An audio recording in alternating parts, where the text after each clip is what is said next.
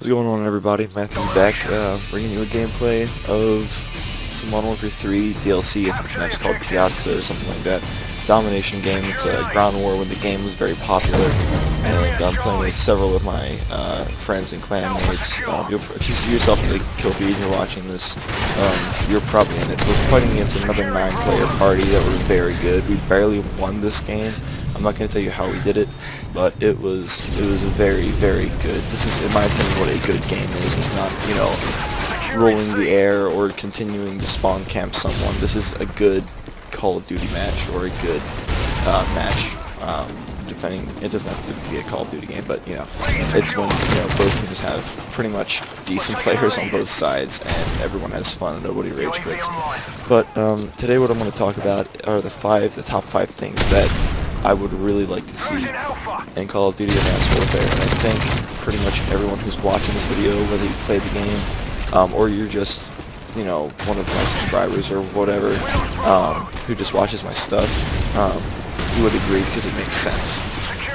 The first thing is balanced weapons. In this game and a few other Call of Duty games, they've had very unbalanced weapons, such as Modern Warfare 2's grenade launchers. I understand that, you know, a 40mm grenade launcher should blow everyone away, but I mean, it's a video game, so it should be nerfed. This game, they pretty much made it so you're firing like a plastic, you know, dart at someone, and it doesn't do anything. I think Call of Duty Black Ops 2 did a pretty good job with it. Black Ops 2, they had a few weapon imbalances. SMGs were the dominant weapon class, and, you know, Call of Duty Ghosts, they did a really good job balancing out all the weapons, in my opinion. In this game, if you played it, you understand FMG and Akimbos, they would just tear you up, and that's all they did. So yes, definitely balanced weapons is very key. The next thing is, number 2, is good spawns, or as I like to call them, great spawns, because we shouldn't be spawning into someone's bullets. You shouldn't be spawning behind someone who just killed you. Modern Warfare 3, this game had horrific, horrible spawns. Possibly the worst spawns I've ever seen in a Call of Duty game. They were very, very, very bad. Especially if you just had a bunch of randoms running around on, you know, a team deathmatch, you know, game without any spawn locations, such as domination. You know, they're all going to be spawning towards B and C. Now we're going to be spawning towards A because those are the objectives we're holding. I watched a video by Drifter yesterday, and this pretty much is that video is pretty much the motivation for me saying good spawns, because I actually completely forgot about it because I don't even play these games anymore, honestly. But you know, I'm just very busy with other stuff. But when I do, I'd like to see some pretty good spawns. He also mentioned something about having a spawn system where you can click a button to have the first spawn, or you can click a second button to wait and have the safest spawn. I think that's a very good idea. But of course, you know, with the public, there will probably be some other issues with it. Next thing that has to do with spawns, number 3, it is a different subject, but it is about spawning. No spawn protection against air support. I cannot stress this enough.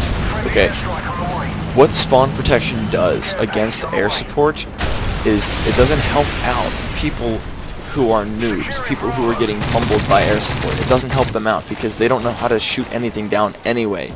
The only thing it does is it pretty much nerfs your kill streak that you just worked your butt off to get, to the point where a skilled player with a Stinger missile and blind eye can shoot you down without a second thought, you know, completely straight up easy one. And this game had it. Black Ops 1 and 2 did a very good job with their spawn protection. Now, the difference between Treyarch spawn protection and Infinity Ward spawn protection is when you're in your kill streak, there's a red box around the enemy. Okay, that pretty much says that here they are. Okay, Treyarch spawn protection says here they are, but before you get the boxes around them, if you can see them with your naked eye, it's fair game. So a few seconds after they're actually on the game, and they can pull out a Stinger missile, then it's fair game. As you can see right here, this is a perfect example of it, okay? I just killed that guy. I'm not going to be able to see him unless I see him with my naked eye, and when I see him with my naked eye, I cannot shoot him and kill him. You're going to see later on. See, look, right there. Tons of hit markers. That should have been at least a 3-piece. And the guy I'm shooting right now, you see that? You see that right there? That whole thing should have never happened. I mean, I'm not some scrub in a gunship. I know how to use these things, and it's pathetic when I'm shooting someone with shells the size of their torso and they don't go down. And it's because they have literally 5 seconds of invulnerable spawn protection against air support, and it is completely ridiculous and makes me like it's frustrating because, you know, some players work their butt off to get these streaks and it's not worth anything. So I think if they're going to do spawn protection where they are not invincible. You just can't see them until a few seconds after they spawn, just like they did in Call of Duty Black Ops and Black Ops 2. So and also spawn protection possibly against actual people and actual players. And by the way, back to the gameplay, they're going to EMP us for like 5 or 6 minutes straight. So we have 0 air support. It's great. But I believe Battlefield, one of the Battlefield games, I think Battlefield 3, I've barely played too much of it. I've only hit like rank 25 in it. But they have pretty good spawn protection against people. So once you spawn in, it's like a second or so, you're not shot and killed. That, I think that would be interesting. So you don't have those domination spawn campers shooting LMGs through walls at people, you know. Okay, the next part is useful / fun kill streaks. Okay, this game had a lot of useful and fun kill streaks. Okay, you had your AC-130s, you had your Overwatches, you had your Strafe Runs, you had your Ospreys. You know, you had all these little goofy kill streaks. Black Ops 2 had a very wide variety of kill streaks, and I really like how they had that because they were all point-based streaks or score-based streaks. It wasn't like this one where you have to fill up an entire bar to get that one kill. You know, if you get an assist for 25, that goes towards your streak. If you get an assist for 50, that goes to your streak. If you destroy someone's equipment and you get 50 points, that goes to your streak. I have a few screenshots from Advanced Warfare I'm going to throw up, and as you can see that before he gets the kill, it's like 700 for this like helicopter looking thing, and then 600 for this, it looks like an A-10 Warthog drone pretty much. After he gets the kill, it's 100 plus points, okay? And it decreases that, all the 700 and the 600 to 600 and 500, and I've been saying that they should do something like this. It's very easy just to look at and see how many more points I have to get until I get my next streak. Now, also, if you look at it, it fills up part of the box and the bar to the point where once that box is completely lit up with a white, you know, it's like a white line, like it's pretty much like a loading bar for any other computer program or video game, then you have earned your streak. So, and the way it looks, you know, it says plus 100, and they're doing it by 100 instead of 1 kill. It looks like they're going to be following Treyarch's footsteps with the whole, you know, assists and equipment destroyed and stuff like that, and capture kills. I think that would be a very good thing. But when I say fun kill streaks, I'm talking about actual useful kill streaks. Nothing like the Loki. Yes, I just called him a Moab. That's awesome.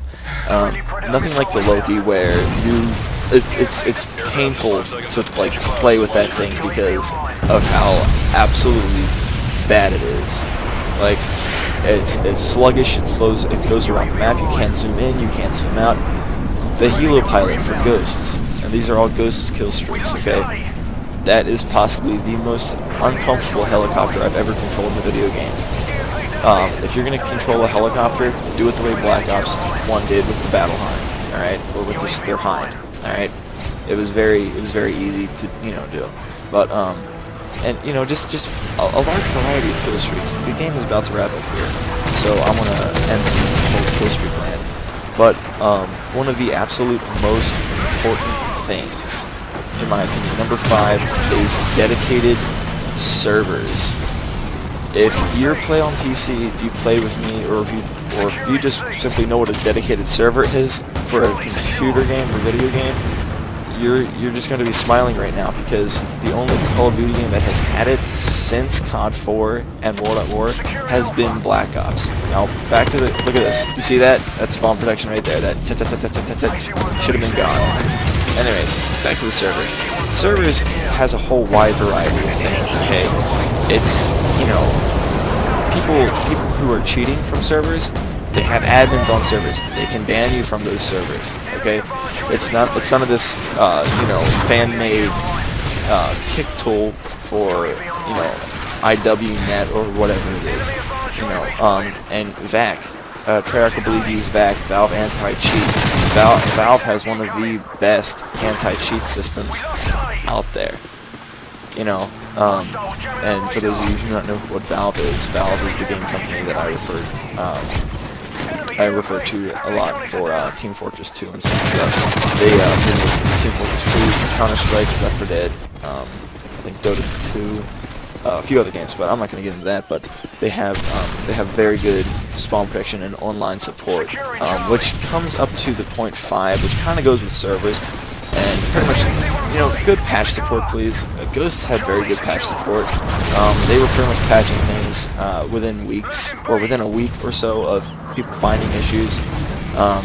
But yes, absolutely, dedicated servers are, in my opinion, for PC, absolutely necessary. So if you enjoyed the video, if you agree with anything that I said, please give me a like, and I'll see you guys in other videos. Goodbye.